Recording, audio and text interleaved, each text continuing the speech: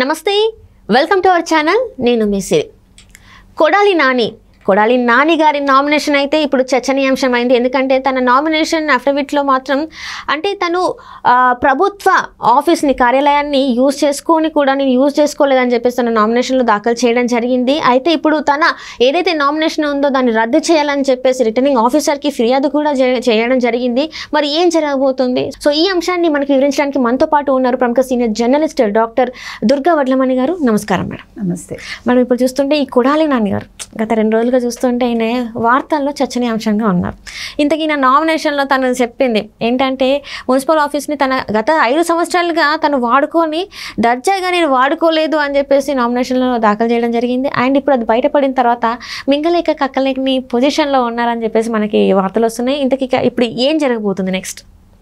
అసలు సిగ్గుండాలమ్మా, దీనికి ఏం మాట్లాడతాము? ఒక మినిస్టర్గా చేసి రోజు బూతుల మంత్రిగా పేరు తెచ్చుకుని తెల్లారు లేస్తే ప్రతిపక్షాలను తిట్టి, చంద్రబాబు నాయుడుని తిట్టి, చంద్రబాబు నాయుడు గారి భార్యను తిట్టి, ఆడవాళ్ళని తిట్టి, షర్మిలను తిట్టి, సునీతని తిట్టి, అసలు ఒక క్యారెక్టర్లెస్ వాళ్ళ గురించి మనం మాట్లాడుకోవాల్సి రావడం మన దౌర్భాగ్యం. కానీ తప్పదు కదా.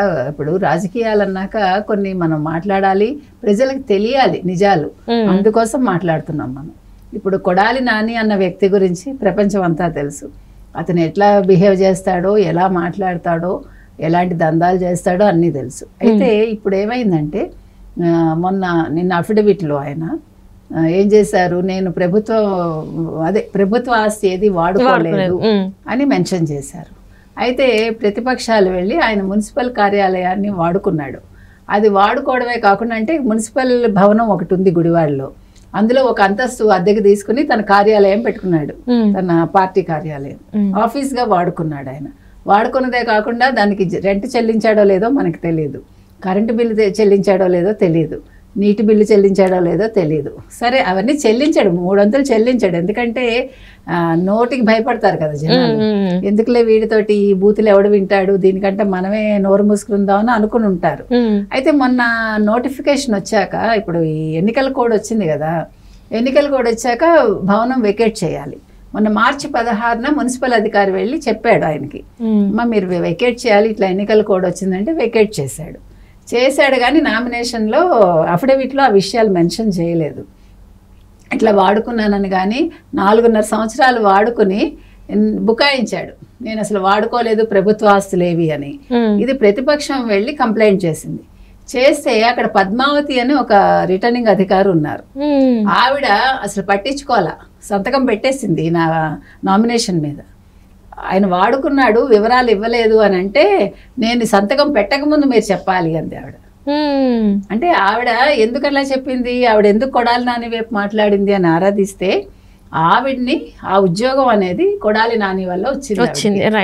దానివల్ల ఆవిడ కృతజ్ఞత సూచకంగా ఇతని నామినేషన్ రిజెక్ట్ చేయకపోతే ప్రతిపక్షాలు పట్టుబట్టి ఈ విషయాన్ని పెద్దది చేశాయి. మీడియాలో ఎప్పుడైతే వచ్చిందో కొడాలి నాని ఇప్పుడు వివరణ ఇచ్చుకున్నాడు, నేను వాడుకున్నాను కానీ వసతి గృహంగా వాడుకోలేదు, నేను నా పర్సనల్గా వాడుకోలేదు, ఆఫీస్ కార్యాలయంగా వాడుకున్నాను అని చెప్పాడు. అది కూడా తప్పే కదా.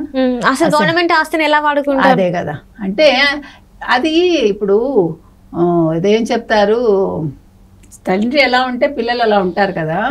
సో జగన్మోహన్ రెడ్డి వాడుకుంటున్నాడు కదా. జగన్మోహన్ రెడ్డి మొత్తం ప్రభుత్వ ఆస్తులే కాదు, ప్రజల సొమ్మే కాదు, వాడుకుంటున్నాడు కదా. ఆయన అన్ని ఇళ్ళు మామూలుగా ఇళ్ళ, అవి ప్యాలెస్లు కదా, ఎవడి సొమ్మది? వైజాగ్ రాజధాని అన్నాడు, వైజాగ్ రిషికొండ ఏం చేశాడు ఆయన?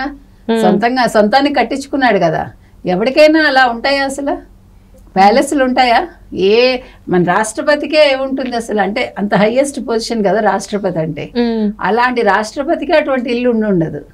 అలాంటిది మన జగన్మోహన్ రెడ్డి గారికి ఇటు హైదరాబాదు, అటు తాడేపల్లిలో, బెంగళూరు, ఇప్పుడు రిషికొండ.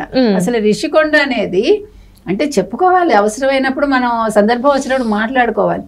అది ఆ సముద్రానికి ఒక అడ్డులాగా ఉంది. అది అంటే న్యాచురల్ కెలామిటీస్ వచ్చినప్పుడు అది ఆపుతుంది. మన సునామీలు చూసాం, మెద్రాసులో సునామీ వచ్చినప్పుడు ఊళ్ళు కొట్టుకుపోయాయి, మనుషులు అసలు లేరు, దిబ్బలైపోయాయి. సో ఇప్పుడు అది ఆయన పగలగొట్టడం వల్ల రేపు పొద్దున్న ఎటువంటి పరిణామాలు వస్తాయి, విపత్కర పరిస్థితులు వస్తాయి, ఆవిడకి పరిస్థితులు ఉండవు. అక్కడ అసలు ఏముండదు మీకు, డైరెక్ట్ ఊళ్ళు మునిగిపోతాయి, వైజాగ్ మునిగిపోతుంది. ఈయన చేసిన పనికి మరి పర్యావరణ శాఖ పట్టించుకోవాలి ఇలాంటివన్నీ. నేను ఎందుకు చెప్తున్నానంటే ఆస్తులు వాడేసుకోవటం కాదు, దానివల్ల ఎంత ప్రాణ నష్టం జరుగుతుంది, ఎటువంటి విపత్కర పరిస్థితులు ఎదురవుతాయి ఎవడైనా ఆలోచించాలి. అది పెద్ద విషయం. ఇది చిన్న విషయమైనా కూడా ఒక మంత్రి స్థాయిలో ఉండి ఒక ఎమ్మెల్యేగా ఉండి ప్రభుత్వ ఆస్తిని వాడుకోవడం అనేది సిగ్గుచేటు. ఇప్పుడు ఎదుటివాడికి మన నీతులు చెప్పే ముందు మనం ఏం చేస్తున్నాము అనేది మనం ఆలోచించుకోవాలి. అది అంటే ఇప్పుడు చూస్తున్నట్టయితే మేడం, కొడాలి నాని గారికి ఫస్ట్ నుంచి టికెట్ లేదన్నారు. ఫస్ట్లో చూస్తే ఈసారి ఇంకా టికెట్ ఉండదు ఈయనకి వైసీపీ నుంచి అని, సరే అని చెప్పేసి టికెట్ ఇచ్చారు. ఈ నామినేషన్ అయిపోయింది అనుకునేసరికి ఇప్పుడు ఇలాంటివి బయటకు వస్తున్నాయి. మరి వైసీపీ పరిస్థితి ఎలా ఉంటుంది, కీలక నేతల పరిస్థితి ఎలా ఉంది? వీళ్ళు తప్పులు చేసినా కూడా వాళ్ళ అఫిడవిట్లో వాళ్ళు దాన్ని దాచిపెట్టేస్తున్నారు. అండ్ జగన్మోహన్ రెడ్డి గారి అఫిడవిట్లో కూడా మనం చూసాం తన ఆస్తి విలువలు. అండ్ రూపాయి తీసుకున్న ఒక ముఖ్యమంత్రిగా మరి రూపాయి తీసుకుంటే ఈ 5 సంవత్సరాల్లో తన ఆస్తి విలువలు ఎట్లా పెరిగాయి? సో ప్రజలలో ఉన్న సందేహాలు ఇవే. అసలు వీళ్ళు ఎలా ఏం చేశారు, ఎక్కడి నుంచి ఇంత ఆస్తి ఇంత సొమ్ము వాళ్ళు కూడగట్టుకున్నారు ఏంటి అని చెప్పేసి. ఇప్పుడు మీరు అన్నారు కదా, ఈ సందేహం మనకే కాదు, వాళ్ళ సోషల్ మీడియా వాళ్ళు, అంటే ఆ సజ్జల భార్గవ రెడ్డి అరేంజ్ చేశాడు కదా వైజాగ్ లో social media Sabha, influencers the. అందులో ఒక ఆవిడ అడిగింది, ఈ ఇన్ఫ్లుయెన్సర్ ఒక ఆవిడ అడిగింది, నేను కూడా ఒక ఎంటర్ప్రెన్యూర్ని, మీరు కూడా ఎంటర్ప్రెన్యూర్గా ఉండి పాలిటిక్స్కి వచ్చారు, ఇన్ని సంవత్సరాల్లో మీరు ఒక ఎంటర్ప్రెన్యూర్గా మీరు how you earn this much money, దానికి మీరు ఎలా పరిశ్రమలు పెట్టారు, ఏం చేశారు, దానికి సమాధానం చెప్పండి అంటే ఆయన బిక్కమొహం వేశాడు. ఎగ్జాక్ట్లీ. ఆవిడ వదలకుండా 2-3 సార్లు అడిగితే ఆ భార్గవరెడ్డి, సజ్జల భార్గవరెడ్డి, అంటే అతనే సోషల్ మీడియా అంతా చూస్తాడు, ఆయన రామకృష్ణారెడ్డి, సజ్జల రామకృష్ణారెడ్డి కొడుకు. ఆయన నేను సమాధానం చెప్తాను మైకు తీసుకుని, మీరు గూగుల్లో సెర్చ్ చేయండి మీకు వివరంగా అన్ని దొరుకుతాయి అన్నాడు. ఆ సలహా నువ్వు ఇవ్వడం ఎందుకు, మాకు తెలీదా గూగుల్లో చూడాలో లేదో అని ఆవిడంది. నేను అనేది అంటే సమాధానం లేదు. ఇదే విషయం దావోస్ లో జరిగింది ఆయనకి. దావోస్ లో ఒక ఫారిన్ రిపోర్టరు ఇట్లాగే ఏదో ప్రశ్న వేస్తే చాలా లెంగ్తీ క్వశ్చన్ వేసింది ఆవిడ. He's unable to give the answer.